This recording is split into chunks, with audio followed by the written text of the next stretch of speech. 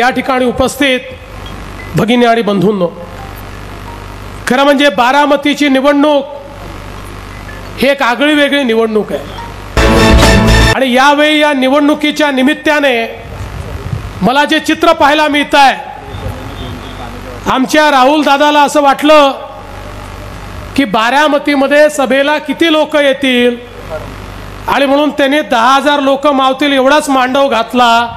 मी तुम्हाला सांगत होतो मांडव कमी पडेल, मांडव कमी पडेल. बघा मांडव कमी पडला, बाहेर देखील लोक बसलेले आहेत.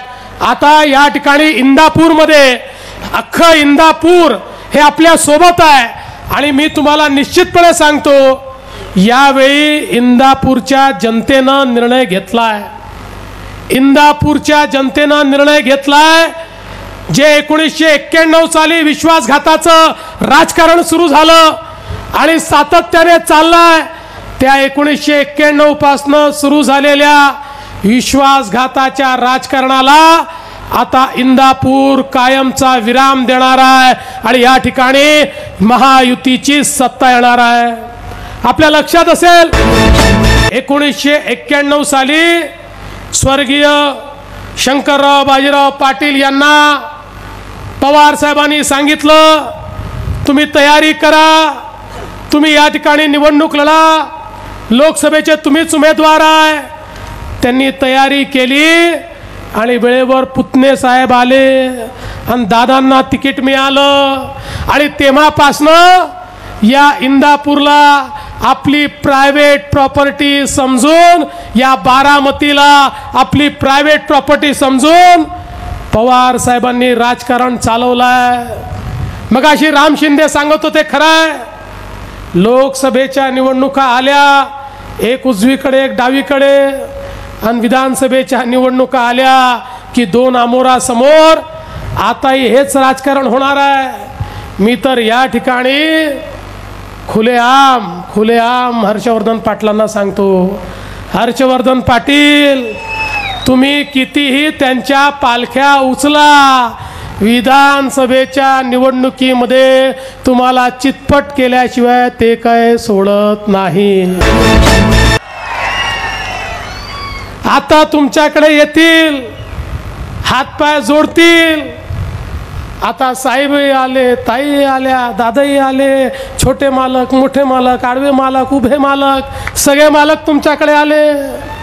सगळे मालक येतील आणि त्यानंतर जेव्हा विधानसभेची निवडणूक येईल त्यावेळेस हे सगळे मालक तुमचे मालक बनतील आणि तुम्हाला पुन्हा घरी बसवल्याशिवाय राहणार नाही. तुमचा निर्णय तुम्ही करा, आम्ही काय तुमच्या निर्णयाला बांधील नाही आहोत.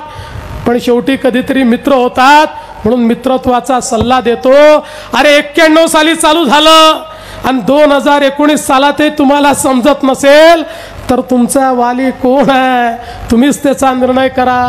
पण बंधू भगिनींनो, इंदापूरच्या जनतेनं ठरवलंय हे विश्वासघाताचं राजकारण आता संपवायचं आहे. याला दादानी सांगायचं, त्याला ताईनी सांगायचं, याला साहेबांनी सांगायचं, याला भावानी सांगायचं.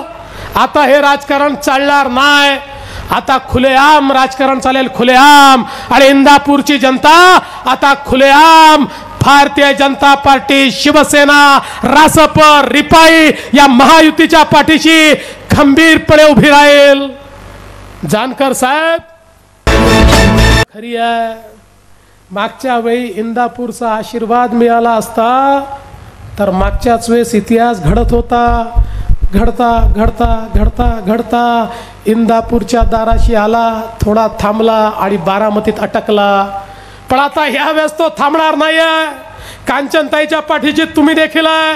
त्यामुळे आता हा जो काही विजयाचा घोडा इंदापूरमध्ये ज्यावेळेस येईल हा घोडा थांबणार नाही.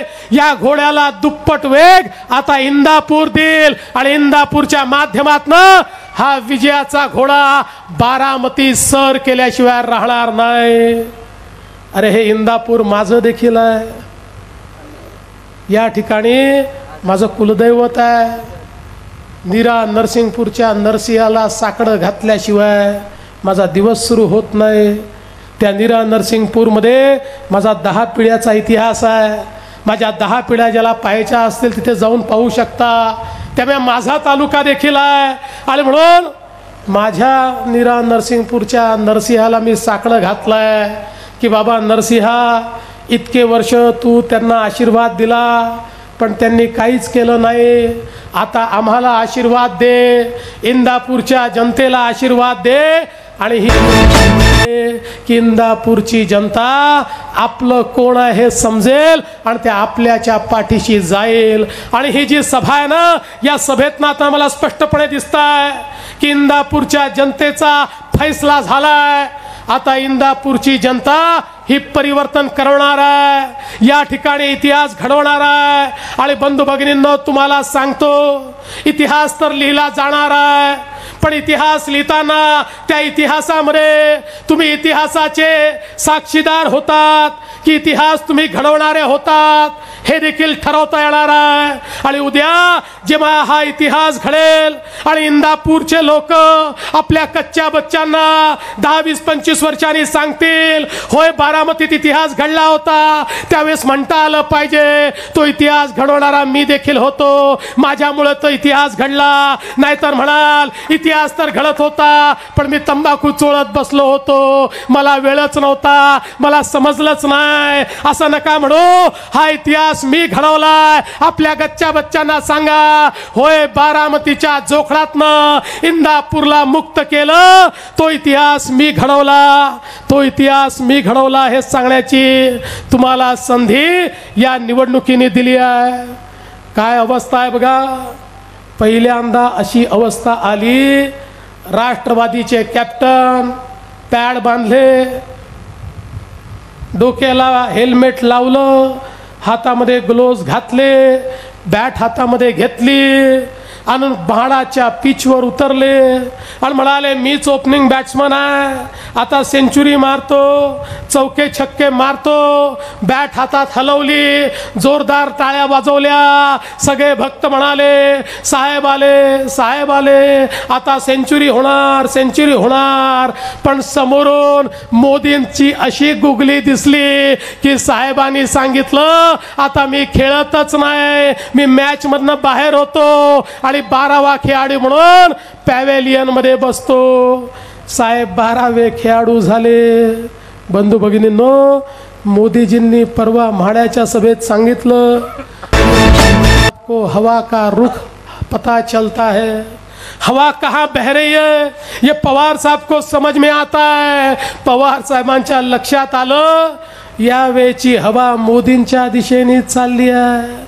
म्हाडा असो का बारामती, सगळी हवा मोदींच्या दिशेने आहे. आणि म्हणून पवार साहेबांनी निर्णय केला, ॲक्सिडेंट होण्यापेक्षा यू टर्न घेतलेला बरा. यू टर्न घेतला आणि पॅव्हेलियनमध्ये जाऊन बसले. बंधू भगिनींनो, ही अवस्था कॅप्टनची आहे, तर बाकी खेळाडू आमच्यासोबत काय मॅच खेळतील. कॅप्टनच खेळायला तयार नाही. अरे आम्ही तर असा उमदा उमेदवार या ठिकाणी उतरवलाय, आमची झाशीची राणी आहे, आपल्याला माहिती आहे. त्या काळी म्हणायचे बुंदेले हर बोलो के मुंह से हमने सुनी कहानी थी, अरे खूप लढी मर्दानी वो तो झाशी वाली राणी थी. ती झाशीची राणी या बारामतीच्या मैदानात आम्ही उतरवली आहे. पण बंधू भगिनींनो, एक गोष्ट मान्यच केली पाहिजे, पवार साहेबांनी मोदी साहेबांच्या काही गोष्टी तर मान्यच केल्या आहेत, काही गोष्टींची अंमलबजावणी पवार साहेबांनी सुरूच केली आहे. आमचे मोदी साहेब म्हणतात बेटी बचाव, बेटी बचाव, बेटी बचाव. पवार साहेब आता म्हणतात बेटी बचाव, बेटी बचाव, बेटी बचाव. आमच्या सुप्रिया ताईंनी देखील काही गोष्टी पवार साहेबांना आमच्या मोदी साहेबांकडनं शिकून घेतल्या. काय म्हणाले मोदी साहेब? पाकिस्तानला म्हणाले तुला घरात घुसून मारीन, म्हणाले ना पाकिस्तानला. सुप्रियाताई म्हणायला लागल्या घरात घुसून मारीन. आहे का शेवाळे? काय काळजी करू नका शेवाळे, काय काळजी करू नका. आमच्या आठवले साहेबांनी सांगितलं घुसण्याचे दिवस गेले, आता ते दिवस राहिले नाही. आता आठवले साहेबांसारखा व्यक्ती आपल्या सोबत आहे आणि त्यांनी सांगितलं आहे कोणाला घुसूच देणार नाही, त्यामुळे चिंता करण्याचं कारण नाही. पण आता इतकी अवस्था आमच्या साहेबांची वाईट झाली की आमच्या साहेबांना भाषण द्यायलाही किरायाने लोक घ्यावे लागतात. तुम्हाला माहिती आहे, पूर्वी सायकल किरायाने मिळायची, मोटरसायकल किरायाने मिळायची, मोटर गाडी किरायाने मिळायची. आमच्या पवार साहेबांनी रेल्वेचं इंजिन किरायाने घेतलाय. रेल्वेचं इंजिन किरायाने घेण्याची वेळ आली. पवार साहेबांना माहितीच नाही हे जे रेल्वेचं इंजिन आहे ना, बंद पडलेलं इंजिन आहे, हे पुढे जात नाही मागे जात नाही. त्या इंजिनची सगळी हवा विधानसभेत निघून गेली, उरली सुरली जिल्हा परिषदेत निघून गेली, याचे पुरजे महानगरपालिकेत संपले आणि लोकसभेत यांचा एक उमेदवार. पण बेगानी शादी में अब्दुल्ला दिवाना, लग्न कोणाचं आहे आणि नाचतं कोण आहे, अशा प्रकारची अवस्था आज आपल्याला या ठिकाणी पाहायला मिळते. बंधू भगिनींनो, हे बंद पडलेलं रेल्वेचं इंजिन हे किरायाने घेतलं तरी आमच्या काकांना या ठिकाणी काहीच मिळू शकणार नाही. पंकजाताई या ठिकाणी आल्या आहेत.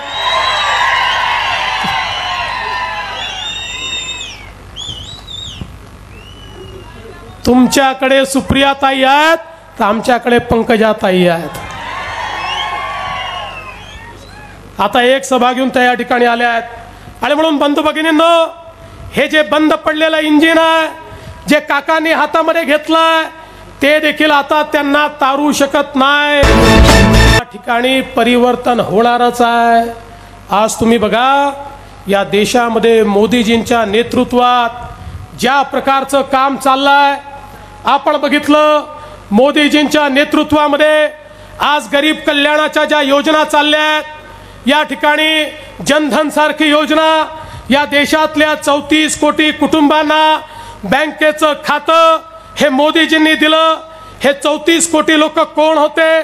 हे 34 कोटी ते लोक होते जे बँकेच्या दारात गेले तर चपराशी देखील आत घेत नव्हता. त्या 34 कोटीला बँकेचं खातं मिळालं. आमचे राष्ट्रवादीचे नेते म्हणाले खातं मिळालं तर कोणचं मोठं झालं, पण मोदी साहेबांच्या मनात वेगळंच होतं. स्वर्गीय राजीव गांधी ज्यावेळी देशाचे पंतप्रधान होते, राजीवजी म्हणायचे मी दिल्लीवरनं 1 रुपया पाठवतो, शेवटच्या माणसाच्या खात्यामध्ये केवळ 15 पैसे पोचतात, 85 पैसे व्यवस्था खाते, भ्रष्टाचार खातो, दलाल खातात.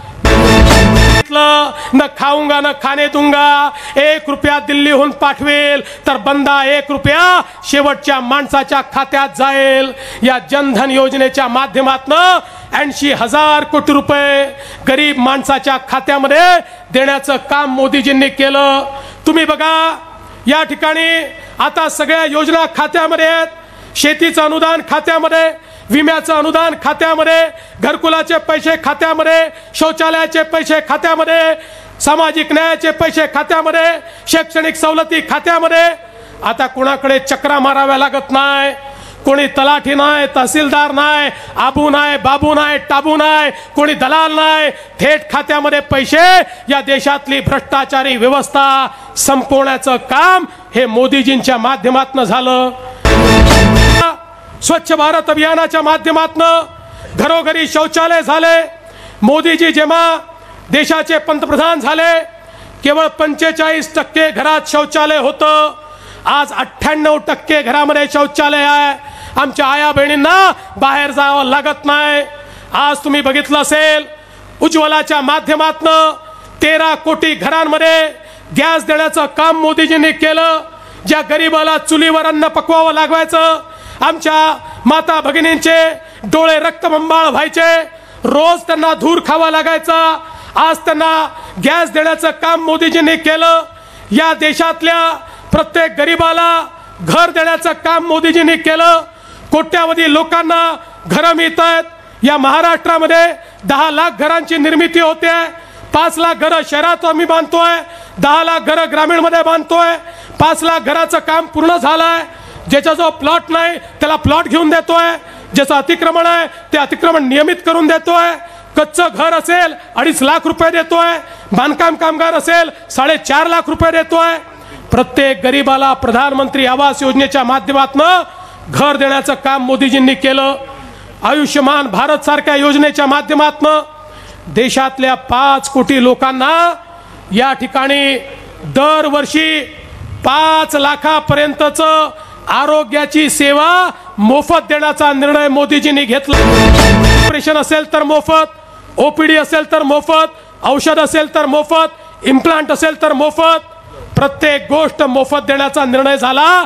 केवळ 2 महिन्यामध्ये 20 लाख गरिबांचे ऑपरेशन मोदीजींच्या योजनेतनं झाले। आमचा जो गरीब माणूस आहे, हात ठेलेवाला आहे, शेतमजूर आहे, घरकाम करणारी बाई आहे, आमचा गवंडी आहे, या गरीब माणसाला श्रममेव जयते योजनेच्या माध्यमातून 60 वर्षाचा झाल्यानंतर 3000 रुपये पेन्शन देण्याचा निर्णय मोदीजींनी घेतला। आज या महाराष्ट्रामध्ये येत्या काळात 25 लाख लोकांना ही पेन्शन आपण देणार आहोत।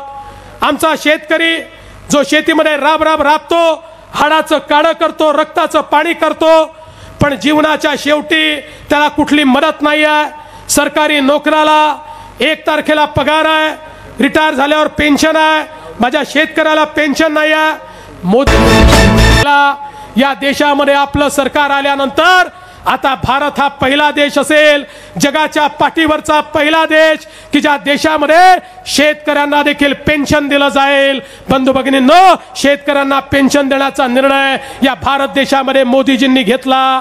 आज आपण बघा, या निमित्ताने विकासाची कामं असतील या पश्चिम महाराष्ट्रामध्ये, एकीकडे बारामतीमध्ये काही भाग आपल्याला पूर्णपणे पाणीदार दिसतो, पण उरलेला भाग मात्र या ठिकाणी पाण्याकरता तडपताना दिसतो। या इंदापूरच्या 22 गावांचा प्रश्न असेल की जो अनेक वर्षापासून या ठिकाणी आहे।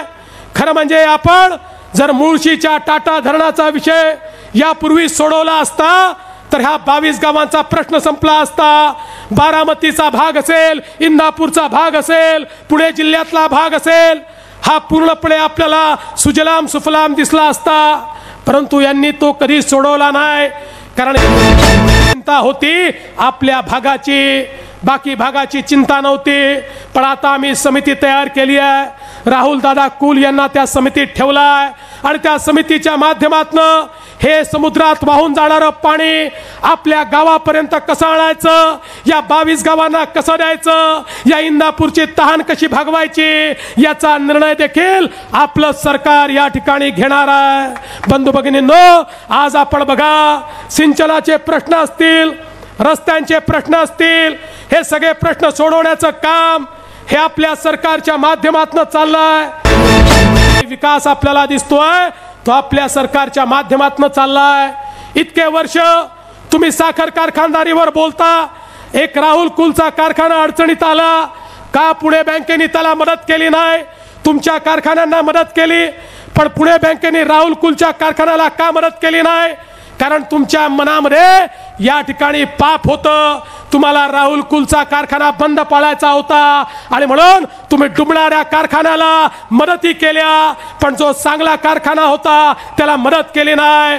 पण राहुल कुल चिंता करण्याची गरज नाही, हे सरकार तुमच्या पाठीशी होतं, आपल्या सरकारनं निर्णय केला आणि आता राहुल कुलचा कारखाना कोणी बंद करू शकत नाही।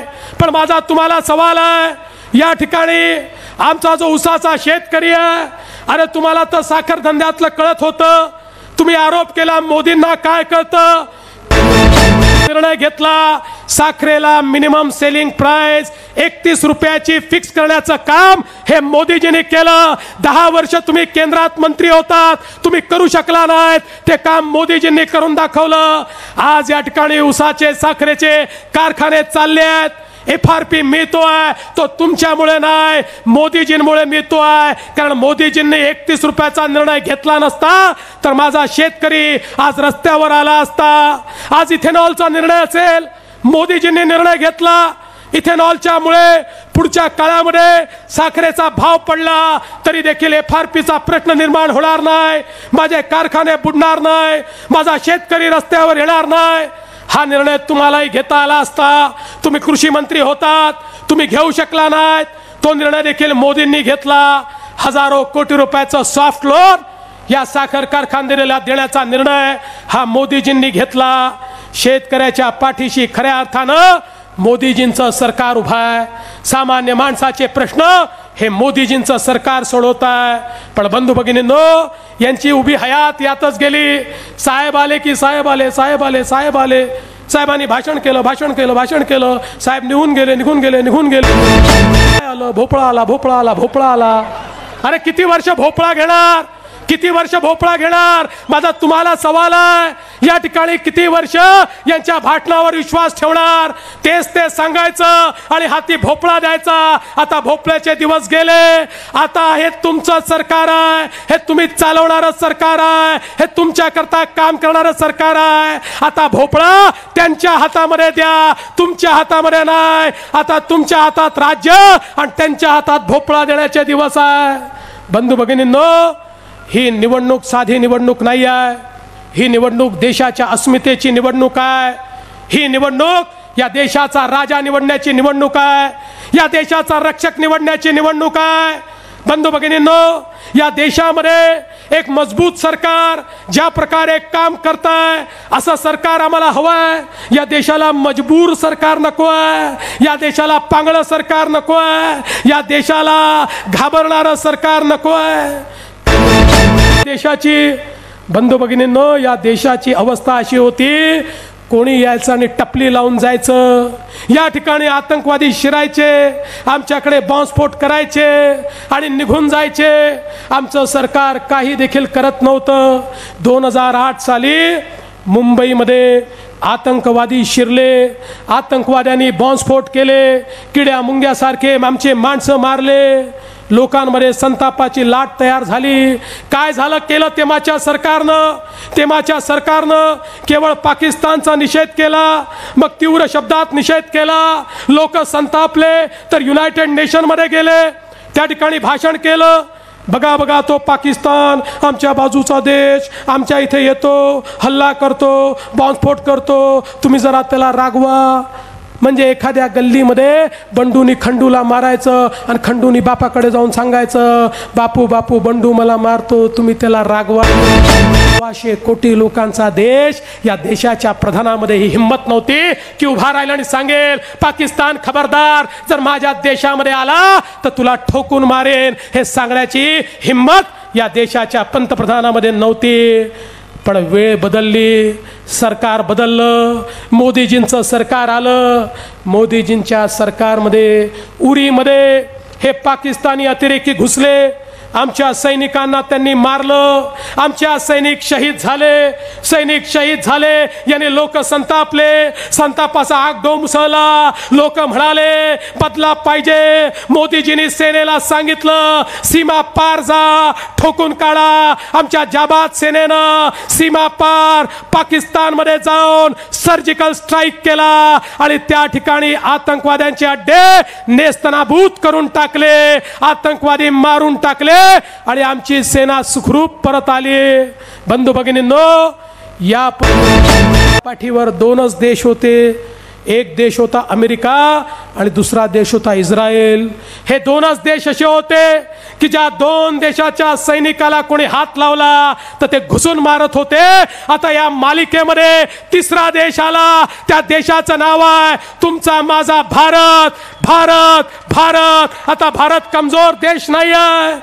बंधू भगिनींनो, या भारताच्या सेनेमध्ये ही ताकद नेहमीच होती, ही हिम्मत नेहमीच होती, ही जाबाज सेना आहे. पण जेव्हा जेव्हा ही सेना देशाच्या प्रमुखाकडे जात होती आणि सांगत होती आम्हाला परवानगी द्या, आम्हाला हल्ला करू द्या, देशाचे प्रमुख म्हणायचे थांबा, आम्ही चर्चा करतोय, आमची चर्चा होते, चर्चेपर्यंत थांबा. हे चर्चा करायचे, ते बॉम्बस्फोट करायचे.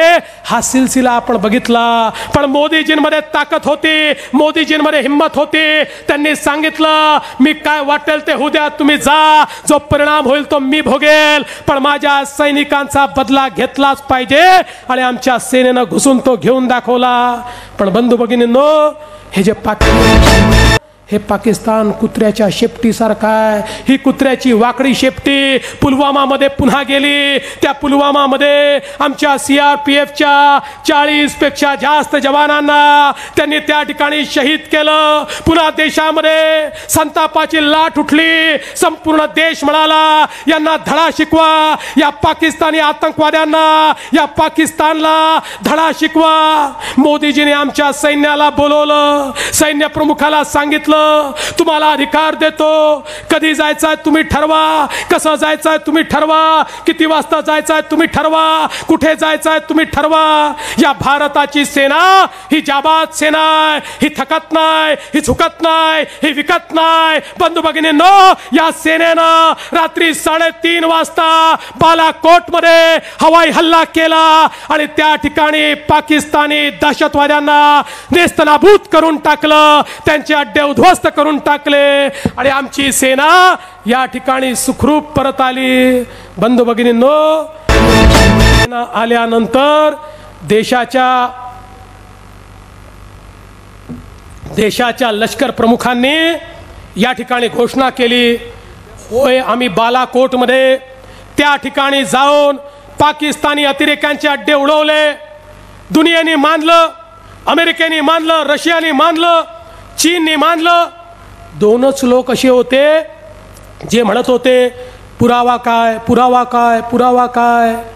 एक होता पाकिस्तान, त्याची अवस्था अशी होती सहनही होत नाही, सांगताही येत नाही, अवघड जागेचं दुखणं होतं. आणि दुसरी होती ही महाखिचडी. या महाखिचडीचे नेते हे रोज म्हणत होते पुरावा काय, पुरावा काय, पुरावा काय. अरे मी म्हटलं तुम्ही जर आधी सांगितलं असतं ना तर बालाकोटमध्ये जे रॉकेट सोडलं त्याच्यासोबत तुमचा एक नेता बांधून सोडला असता की जा त्या ठिकाणी आणि पहा कशा प्रकारे आमच्या सेनेनं शौर्य दाखवलं. एकीकडे आमच्या सेनेच्या शौर्यावर हे प्रश्नचिन्ह निर्माण करतायत आणि दुसरीकडे यांचे जाहीरनामे बघा.